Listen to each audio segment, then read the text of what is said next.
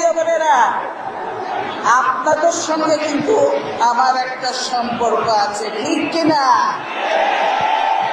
সেটা কি বলেন তো?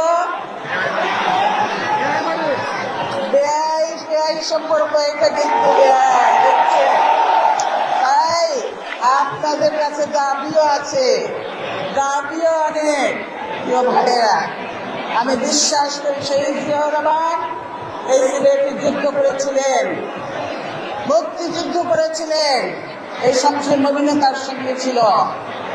সেজন্য সিলেটে আবার এসেছি, বারবার আসি সেই মনের টানে।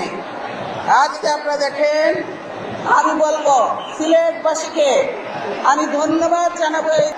আগামী দিনে ইনশাআল্লাহ যখন নিরপেক্ষ সরকারের অধীনে নির্বাচন হবে, সব সিটগুলি এবার 18 দলীয় জোটকে দিয়ে লাল কার্ডটা দেখাবেন ইনশাআল্লাহ।